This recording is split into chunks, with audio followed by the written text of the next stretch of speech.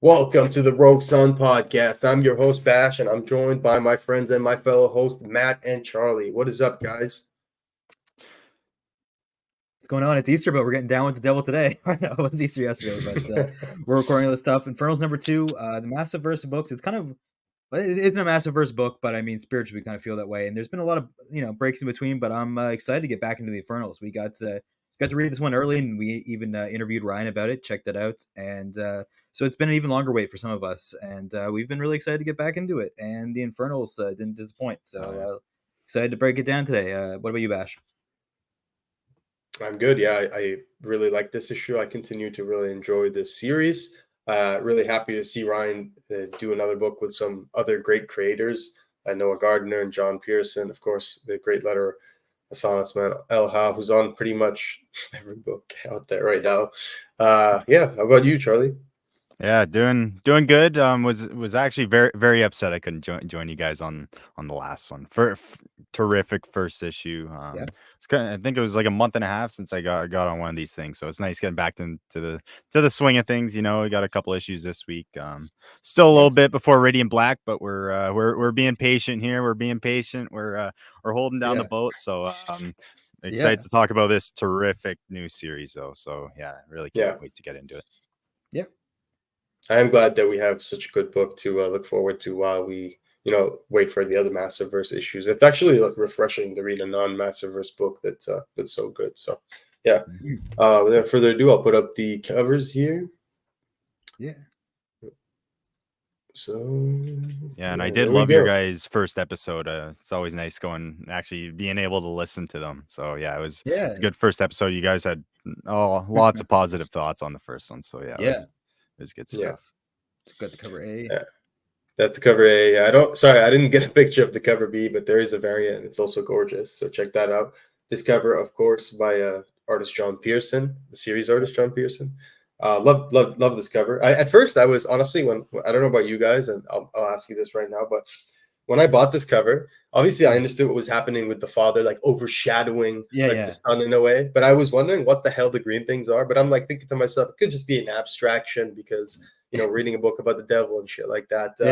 But like once you read the issue, you know exactly what they are, and it makes the cover a lot more satisfying. I'm not gonna lie; it's one of those things where you're just like, oh, like there's a reason that they're there. It's not just some weird like abstraction. So yeah, they're T-posing. They haven't loaded in yet. The assets are still loading. No, this is really cool after you read it for sure. I was thinking the same thing when I was looking at the cover just now. Of like, yeah, you definitely get that retrospect, and I like that they have the arms out. It's not your traditional zombie, but it's like I'm in full control. Like I joke with the T-pose, but if you look into that aspect of it, that kind of adds another layer of like T-pose or what characters do when they load in, or it's like in the beta stages, or just no control, and you're still molding what's going on. So I love that in this cover and the darkness. Yeah. You can see the texture on his robe, like it's so well illustrated. You could like tell it's some like silky ass rich people bougie shit. Yeah, like, this is the best textures in any book we cover, I think, personally, because like the heart going on. We'll talk about it throughout. What were you saying, Charlie? No, I was saying all of this you guys are talking about is my great problem I have with this book is like I've never looked at so many like the cover for so long. Like even the way the hair's drawn, like it's just so freaking good. Like every panel is kind of like that for me. Like I flipped through. I've only read this issue twice, I think. But I flipped through it. I don't know how many times. So it's it's beautiful on every single page in a different way. We were talking a little bit like the realism yesterday. I was with Matt, but a little bit reminds me of like at times like a super dark and twisted Alex Ross. He can go that detailed sometimes. So yeah, it's really impressive. High praise, and I think it's warranted because the art's been I've been looking at this book like half as much as I've been reading it. Really, it's one of those books where you definitely take time and like absorb every panel. And Pearson and Bonato, lethal combo, and I'm excited to see. Yeah, I tweeted Pierce. I just told him like this was the most impressed I've been with art in a comic book. Like I remember the first time I read was when I read Jeff Lemire's Moon Knight. That was like I remember just reading that, and I didn't know that style of art was even really possible. Greg Small. Yes, Greg Small. I didn't even think it was really even possible to like for a comic to look like that. And really, same with this book is kind of a blend. It's almost like an adaptation of a TV show. It's incredible. I'm surprised how like sometimes I feel like when I see painted art in comics, I feel like, and I'm not saying this is the case here, I feel like it could be stiff. Like the painting Yes, itself is yes. amazing, but it's static. But here, I don't feel that way at all. I feel like the art's very dynamic. Like it's which takes like a very, I don't know, it's like a deep level of craft just to think about how, because yeah, you guys are right. You can just sit there and look at it, and even like the little details in the The face, sand, like fuck, like everything. It's everything. it's killer. It is. It really is. It's such a gorgeous book, and I would love to see, like, honestly, like John Pearson draw like an Elseworlds Batman story or something. Yeah, I feel like he would destroy it. Like, you know what I mean? Like, and do you think one day it's possible we get a John Pearson Rogue Sun cover? I would personally. Oh, dude, I already asked I would love Ryan that. to do that. Good. I think it's He was more like, likely "That's a than great not. idea." I asked him on Discord in the Rogue Sun chat, and he said it was a great idea. John Pearson, if you're listening, my man, give us the Rogue Sun cover. Bless us. Bless us. What would you want? What would you want? Like honestly, whatever he wants. I think I feel like whatever comes out of his brain is something I wouldn't even be able to put in my brain. So I'll trust. I think the aviary. You know what would be really cool? Oh, yeah. Would be like something with the aviary. We haven't got the aviary cover, like anything from there. Yeah, that could be cool. Something in there. Yeah. What were you thinking, Bash? Just like, because he, like, there's the father-son dynamic in this story, so something like Marcus and you know what, it would be a really like cool cover, and I'm not saying John Pearson should do this, I'm just saying in general. You guys know like the cover of Spider-Man where like Spider-Man's walking away from Peter Parker and his like back is turned to him. That would be a really cool cover to either do with like Dylan walking away from the Rogue Sun mantle, or just like Marcus with Dylan walking away from him. That would be like a really cool homage. So I've always thought, or just like him in the fight, like if we had like the throwback, like when we see like maybe like Marcus' origin story more so, to have him like walk away, like knowing it's and having like a window with them in the house or something like that, like the family knowing why he has to walk away or something like that. I don't know. We're getting too story, but yeah, Pearson cover would be freaking amazing. And yeah, here's the creative team for this awesome issue. We had Noah Gardner, Ryan Parrott, a lethal writing duo. We found out more of the origin of Noah's comic writing, and this is like one of the first comic ideas that he's had, and he's been really like super into it. As you can tell the passion for this series, that they're just loving every minute here. And we got Pearson and Lola Bonato with the art, and you mentioned you already mentioned like most of the writers. Did we say Phonographics? Designer, editor Michael Basuto, logo designer from graphics, and production artist Rich Fawkes. I'm sorry if I butchered that. And then so Danny did the variant, and I've seen the variant. It's good. I just don't have an image. I'm sorry. Go into it. Yeah, we pick up from the last issue. What happened last issue? You guys remember that the dad told them basically, Abe told them that it's time for him to pick someone else because he's dying, and now that's pretty much where we're at. Is that the kids? One of them is going to be chosen to be the leader of the biggest and baddest there is. So yeah. And we're told from Nero's perspective. I think we're going to get the following issues are going to be from the perspective of the other two Morgenstern kids, which makes sense with the story that we're telling. And Brother Nero gets told that he is going to that Jackal is going to be the pick in this panel. And I thought it was a really interesting opening. Do you guys think it was a mind game? Do you think that Nero's still in contention, or that Abe was just putting it in his head to kind of rile him up? I think it's all mind games. Yeah, 100%.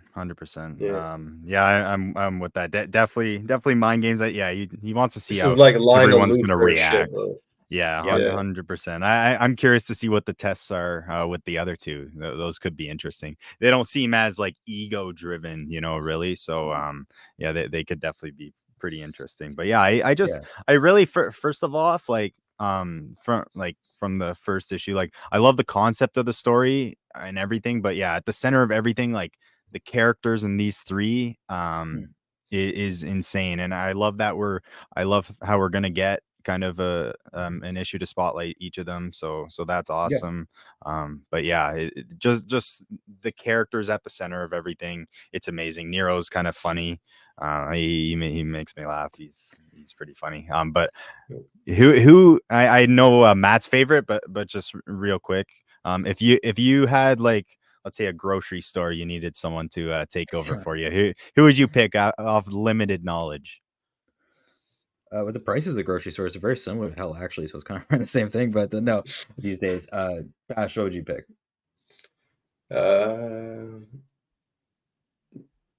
Is it Beth for the girl? Is that her name, Beth? Aphomet. Okay, that's who I would pick. Okay. because yeah, she just seems like she'd get it done. Like, Yeah, no, yeah. that's fair. Like we don't know that much about these characters yet, which is kind of cool.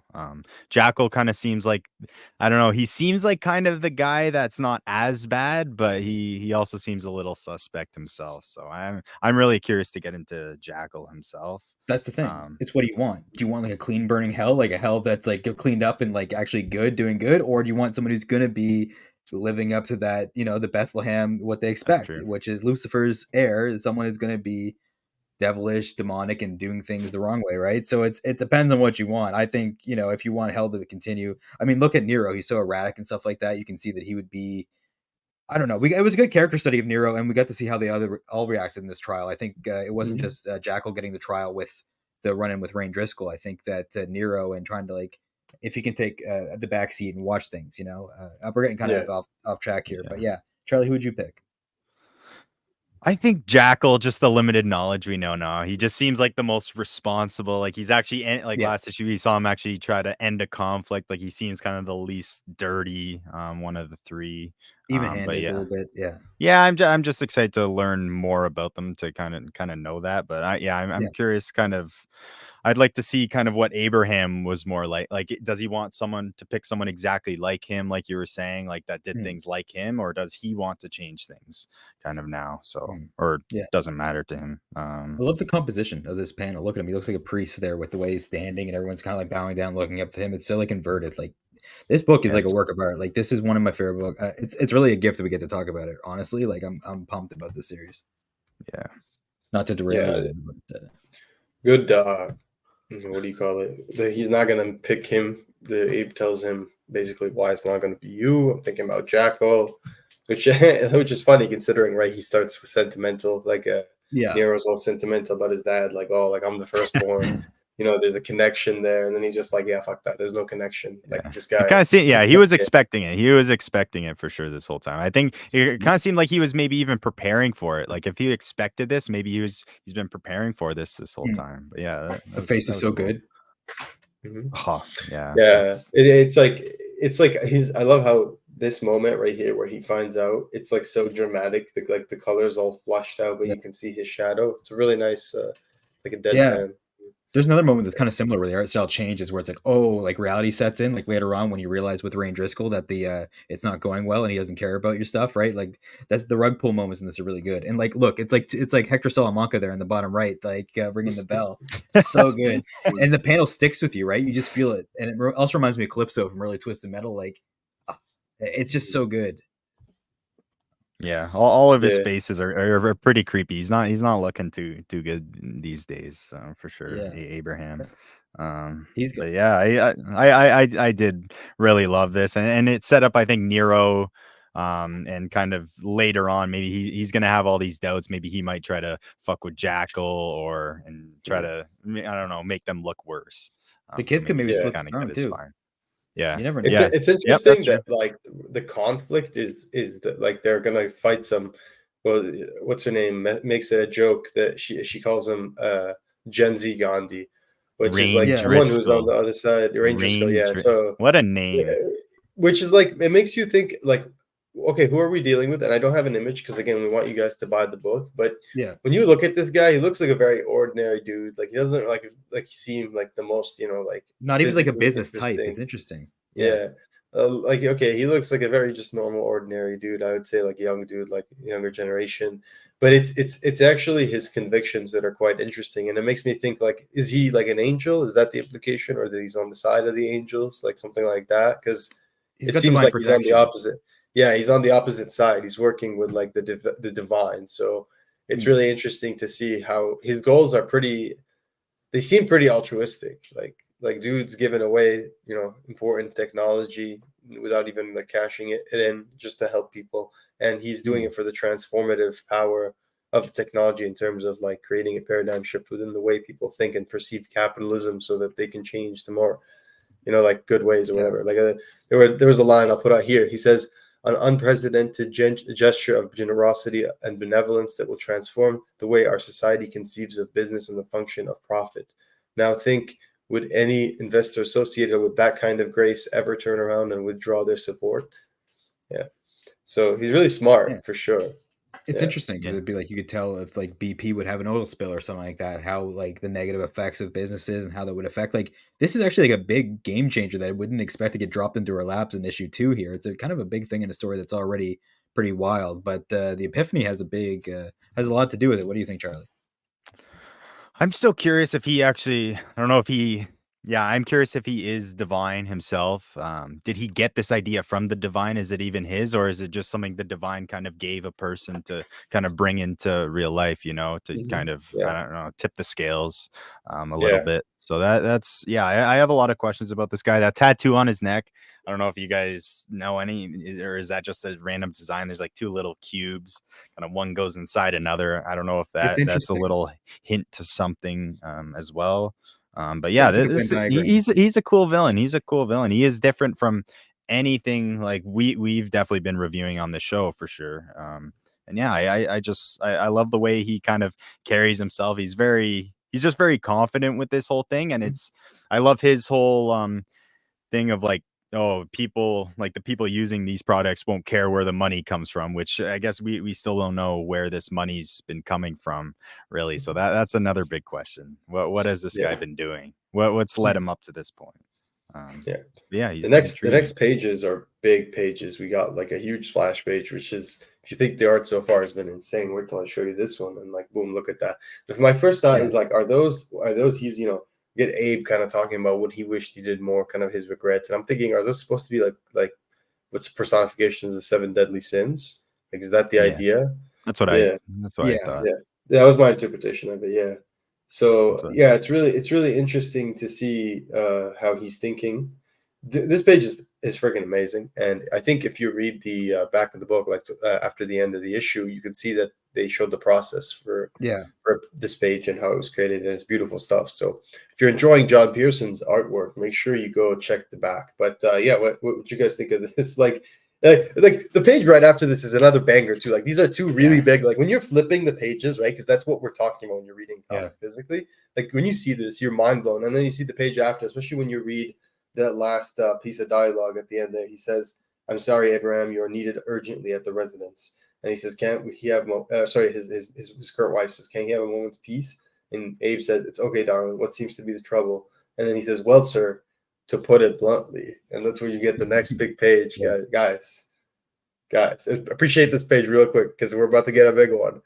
And boom, there she is, scalding ex-wife. Guys, this page was, I don't know, man. There's something like really like mic drop about this page. It's like when you see it, you're like, damn, like she's home to make the claims. You know what I mean? It's like when the queen finally makes her move on the chessboard, you're like, oh shit, like shit's about to go down. You know? Yeah, we saw her in a page at the end of 1, right? I didn't think it would be this soon, like the 4th or 5th page of like this issue, right? It's wild. But it's the way she's coming at you with intent. It's like you know she's making a play, right? Like it's what you said about the movement too. This doesn't look like a portrait; it's part of a story. You know, it's ongoing. Like you can see her walking. There's intent there, and just the composition. And you can feel the desert air with the color, the saturation. Like this is a fantastic book to look at. I mean, we're gonna get used to it. We're gonna be saying the praises of it for a while. And the X on her face is really I cool. love Literally how the X Hassan he made the bubbles thinner. Like if you look at the like right here, I like how he made these thinner to like more emphasize the artwork itself. I actually think that's so subtle, but really like it goes a long way. Yeah. I was focusing so much on Abe and like I guess his new wife. Like I didn't even really think about this as a possibility, but I absolutely love it. It's Lilith. Lilith is the name, right? I believe it's Lilith. And is that like is that like the villain from freaking Diablo, like we were talking about yesterday? Is that like the same character? Is that like some goddess of something, you know? It's just well, Lilith, Lilith is like I don't know too much about lore, but I guess she's like a big demon to the level of like Lucifer, maybe like a step down of that. I don't know, but like she's a big deal in the demon world as far as I know. Like I've heard Lilith from like Supernatural, the TV show, and like a lot of things. Lilith is usually like a big demon that's like up there. And the Frankie says, "Relax." What was that? Yeah, no, I was just gonna say she's got to be a demon. She likes her baths. Like she says, scalding hot. And she said she's a succubus. Get it right. So I like that too. I like the dialogue, and like we thought that Abe was already going through hell, right? You're giving away stuff. Turns out he only has half of what he wants to give away, really. So Yeah. I don't even know how that's going to come into play going forward. Not well for Abe, and he might have another ex-wife in his hands with the way this goes. So it's really, it just keeps from from into the fire pan in the fire or whatever. So it's brutal. And the shirt. Yeah. Yeah, that was a funny one. You guys, I'm sure both noticed it. You guys both watch Friends. Bash was mentioning before he was on Friends. I am not a Friends watcher, so I cannot Beyond speak that, to yeah. it. I cannot I speak don't. to it. But it's from a band from 1983 called Frankie Goes to Hollywood. Listen to a song. It was actually a super catchy song. So yeah. Yeah. We're not really we don't know too much about it, but yeah, it's like a reference that was a bit before our time, and like Charlie did the research, and Seemed like a quite interesting story, to say the least. Go check it. Go check it up. You'll go down a little rabbit hole. It's awesome, and the song's great. Yeah, obviously we have to make a sacrifice considering the context and everything. So this is Miss Endo. Yeah, what a character. She was rejected by Abe, embarrassed even. So this is her making a move. I love how like you get the, they're kind of giving you everyone's angles, like what's everyone doing to make their next move. What are they doing? And I really enjoyed the page because it's a very, like, it is the book about the devil and all that. But I really didn't expect we'd get here this soon. So I was like, holy shit, when this comes up next. I love it. In a world that mixes like corporate life and like demons are real, like people that want to pledge themselves to the devil, you can do the sacrifice and you can talk to Lucifer's secretary basically and make an appointment. Like this is a really interesting thing, and I like how you guys were saying Rain Driscoll earlier. I feel like Evelyn Endo is kind of like a mirror in a way, how she's almost like the new force that wants to take over for Satan and the demons. Kind of like Rain Driscoll seems to be like a kind of like a new kind of phase of the light side or the holy side. So I feel like these characters kind of mirror each other a little bit. Yeah, that's a good point. The texture on this heart was wild too. I don't know if we have that page up, probably not, but that was the moment in this one, like, oh my god, the texture in this book is insane. After the cover, of course, and yeah, like look at that heart. You can see the shine on it and everything. Like it's also like the devil that she's making the sacrifice to, like Azrael. Sorry, is it an angel? I guess Azrael, isn't it? Azrael. Yeah. Personal secretary to the dark. Yeah, secretary right now. Okay, but, love that. What a cool this was Ezra looks creepy, like really creepy. Mm-hmm. I'm not gonna lie, like when I saw this page the first time, it really creeped me out. It reminded me such a creepy of, page. The hole right in the guy's chest too.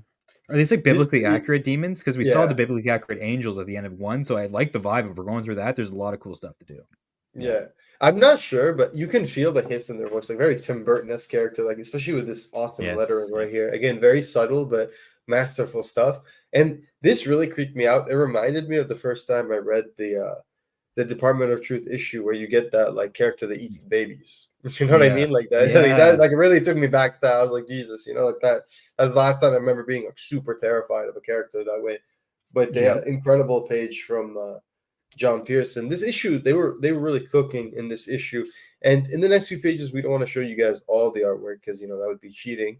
But there are some really great moments, including when our band of Merry Devils make their way to Rain Driscoll's company, right? So that you can see that they're already there's not a lot of camaraderie between them, not in terms of real ones at least. They like to make fun of each other, take shots at each other. Nero's particularly critical of Jackal's methods, whereas like Jackal seems like methodical. Like I feel like he has a plan, but Nero's always trying to undermine him, and I kind of don't blame him. He's a little jealous. He's a little jealous of Jackal. I think. He wants to hit his credibility basically in his dad's eyes. I feel like he's trying to make him fail because he wants to be the hero. Nero wants to be the hero, and he gets his way later on in this issue. So, he does, and he strains himself so much. We'll talk about it, but like he just wants his dad's approval and wants to be on top. No matter what it does to himself. So I like that. It was really good character work for Nero. Like I feel like in 2 issues already, it's pretty nailed down. I agree. So overall, I'm just putting up the image. You guys are gonna see it here. Okay. overall, what just happened? Okay, sorry about that. Give me a sec.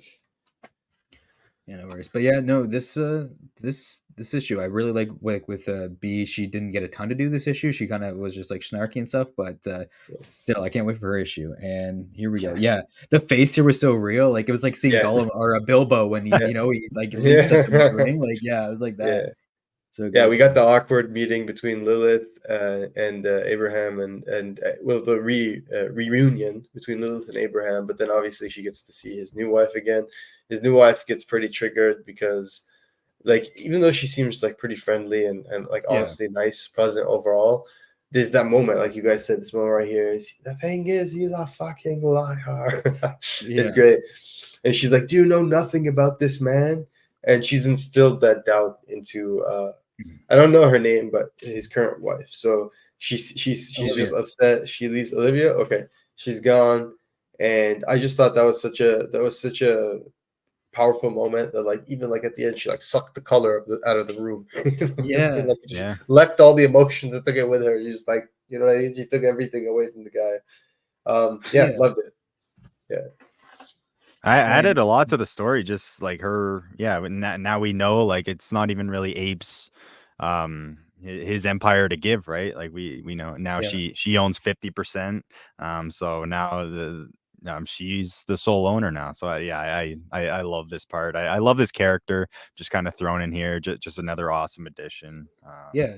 And she might not be there for the money. It might be true love, but also it's like you're losing any security you might have if your husband's gone. So like that's brutal too. It's not even that selfish. If it's like, wow, my security, my stability is just gone, and there goes Abe's stability too, right? And that one person that's there for him really seems to care about him no matter what. Outside of that satanic whole, like everything he's been born into, Olivia seems to have been in there for him in his dying days and helping him, and now he doesn't even have that. He's just got Sam there, so it's really interesting how he's already down to nothing.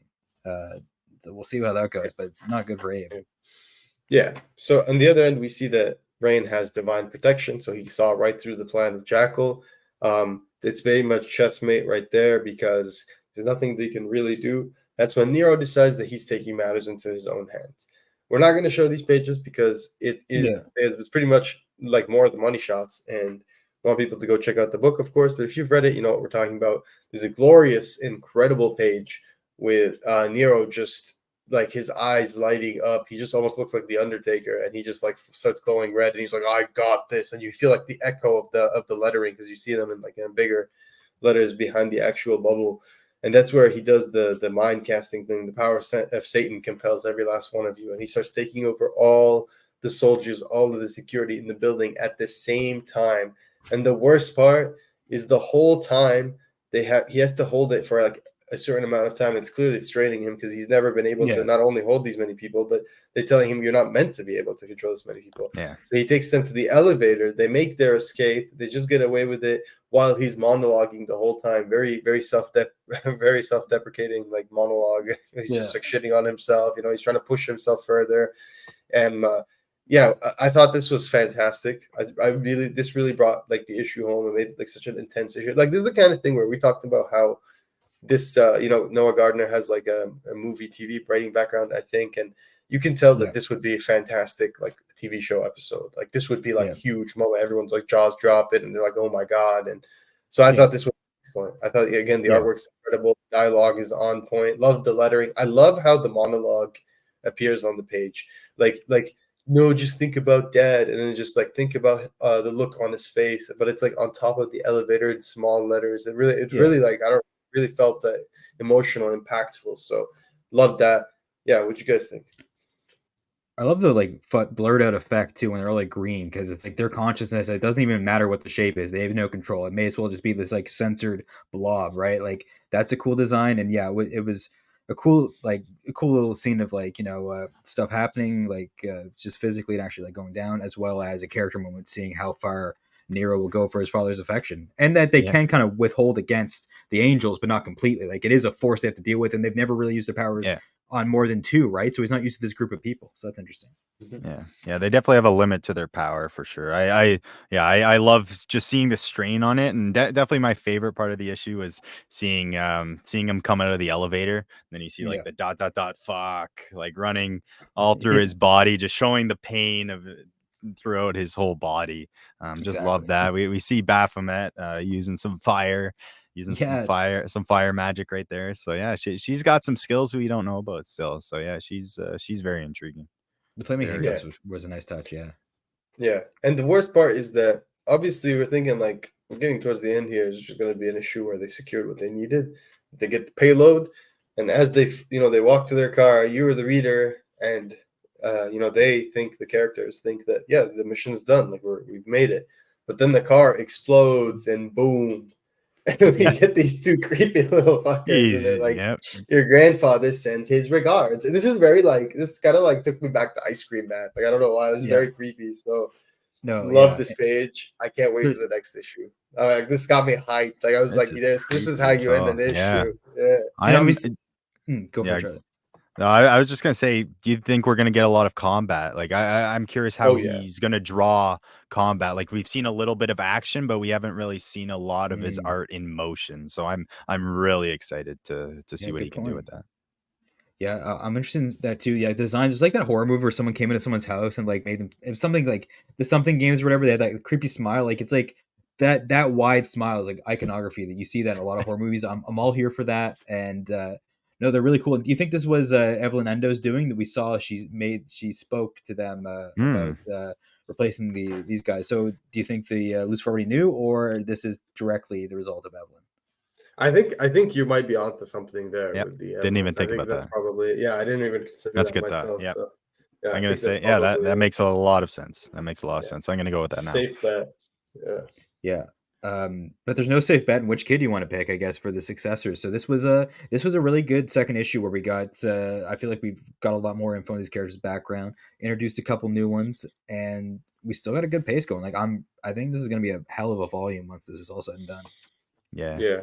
Pick up 100%. The issue at your local comic book shops, and as is tradition with the with every issue so far, they put some. Here's the process we were talking about. So there's a process page, and they can show you like what it was like to get to the final product. And it's so great. We have the pinup art, right? So beautiful pinup art in every issue. So if you're a fan of this series, check it out. Make sure you pick up the comic book from your local comic book shops. This issue came out last Wednesday, I think, or 2 Wednesdays ago by this point. Yeah, we're a little bit late. But yeah, there it is, guys. Infernals #2. Very excited. And we're obviously going to, I think it's safe to say we're going to review the 3rd issue and keep it going, of course. Yeah, so looking forward to it. What'd you guys think? Like, very high ratings. I think on the reread, I liked it a little bit more now. Same. So, yeah. No, I loved it. It's just like if it continues at this pace, it's gonna be a treat. It's definitely the biggest surprise for me of this year for comics wise.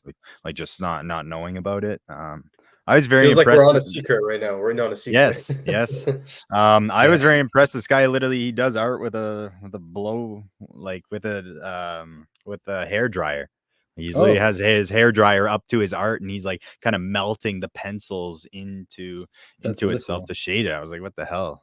So yeah, just seeing that, it's like who knows what else goes into this. I have no idea how long it would take to draw a page like this. I'm curious. They did have like 4 in the bank. I'm curious to just hear like how long it would take to draw an issue of this. Like it's absolutely insane.